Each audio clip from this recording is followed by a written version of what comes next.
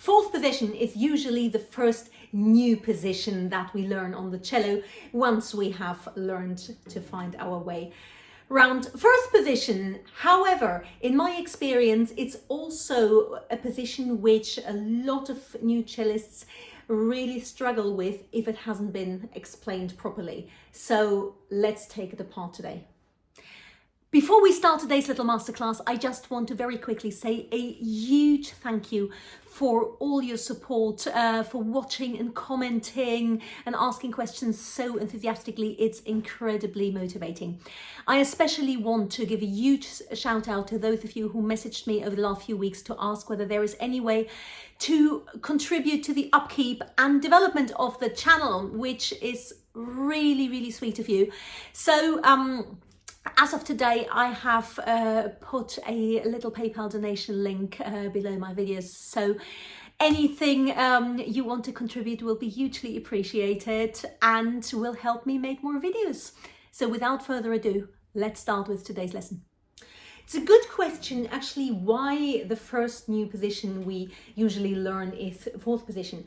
And I think in some ways it is probably because it's, well, supposedly relatively easy to find because it sits right here at this point where neck meets the body of the cello.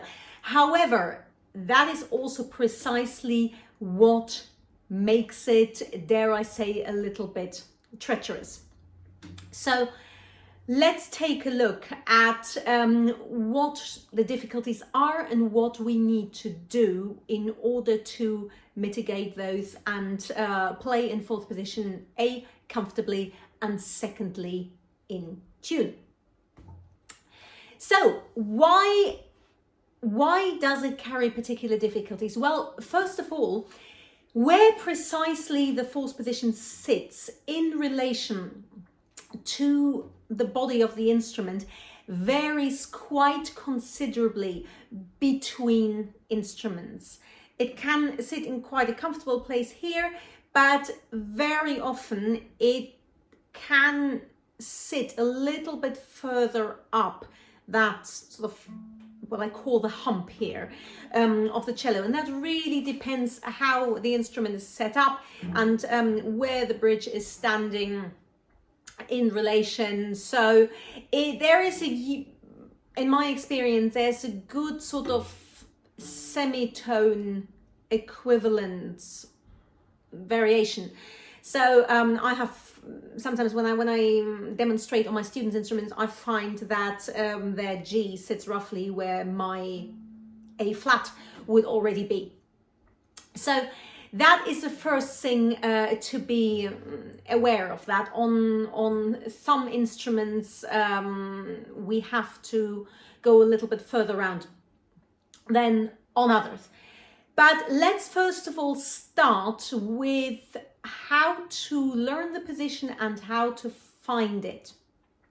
And in my experience, the biggest mistake that people usually make with fourth position is to approach it kind of from behind, from the back, with the elbow pointing backwards, and then of course you will find like the shoulder of the instrument is in the way, and then my fingers aren't long to actually cleanly get to the G, and then you can see that the whole hand shape is already not looking very nice anymore, and of course that's when the intonation issues kick in. So what are the absolute fundamentals? The absolute fundamentals are: we never want to approach the position from behind. We always want to start, as indeed I also say about the first position, from arm wide open, fold in half, and swoop in from the top. So what you want to end up with is a shape where there is a good bit of clearance here. You see, I can almost get my entire hand between sort of the blade of my hand and the instrument. So at no point is my hand actually touching the shoulder of the instrument. That is really important, yeah?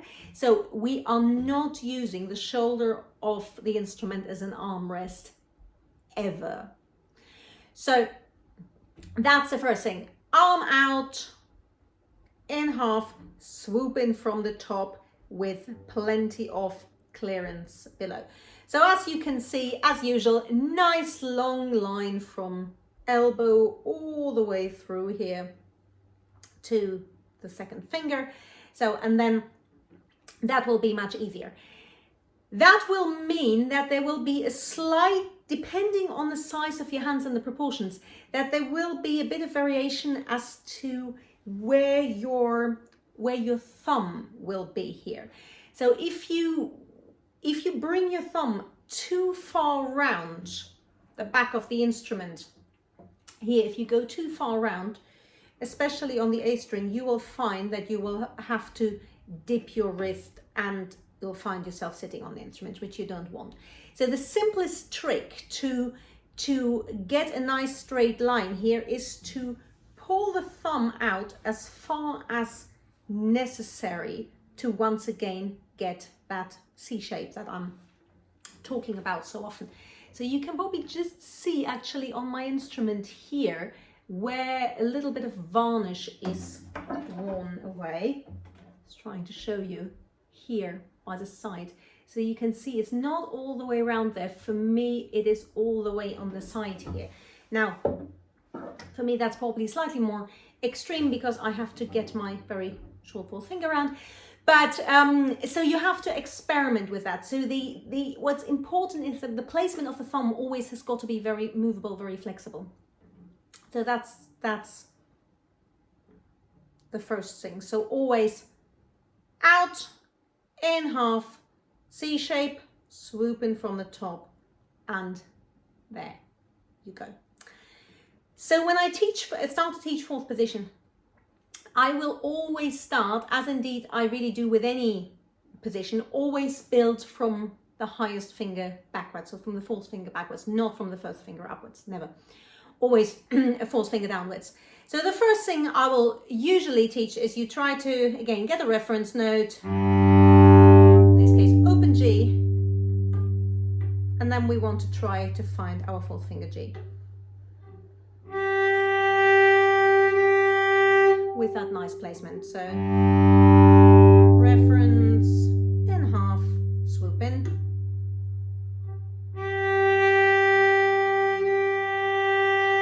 And there you are. And you can hear if it's nice and clean, you get a really big overtone ring there. Yeah, and you try that. And it's very, very important with fourth position. You will get a better position more quickly the more time you spend on the lower strings. Yeah, so you do the same on C.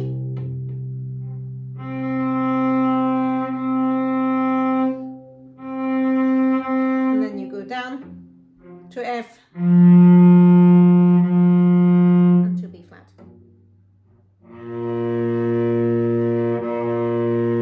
So that's the first thing we learn. We first of all learn to get the position that the arm is really nice and long and we play really nice, clean fourth fingers.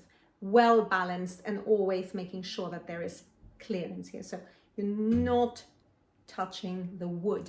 I always tell my students to imagine that this shoulder bit here, imagine it's either incredibly hot or imagine a bit of sort of invisible electric fencing there. Yeah? So every time you touch it, you get a little jolt there.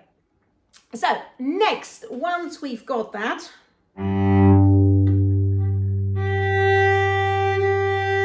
we learn to go back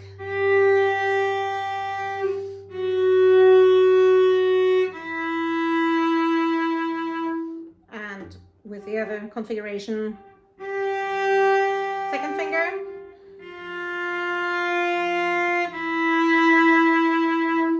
and again, same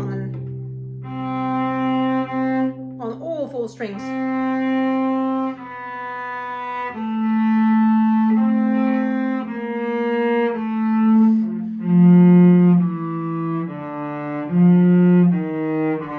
And all the way around to the C string, where you can see when I'm on the C string, my entire upper arm has really got to come forward. You need to imagine sort of giving your cello this enormous bear hug, yeah?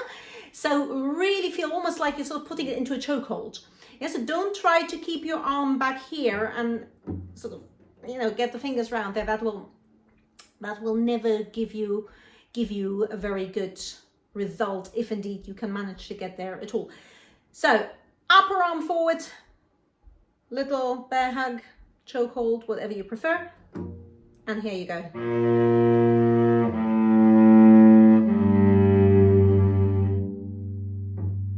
There you go. So that is the first, that is really the first thing we learn.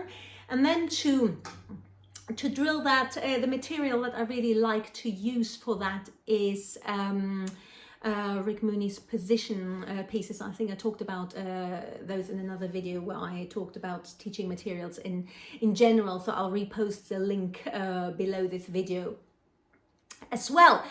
And yeah, so those are the basics. And once you get those right, you are already well on the way, but really do make sure you take plenty of time and great care over learning how to play in fourth position correctly. And really the key, as I said, is avoid the elbow pointing backwards and touching the instrument, because those are really the two things that will almost instantaneously give you intonation problems and also make it quite uncomfortable. So give that a go, and as usual, any questions or comments, stick them below and I will be happy to answer them.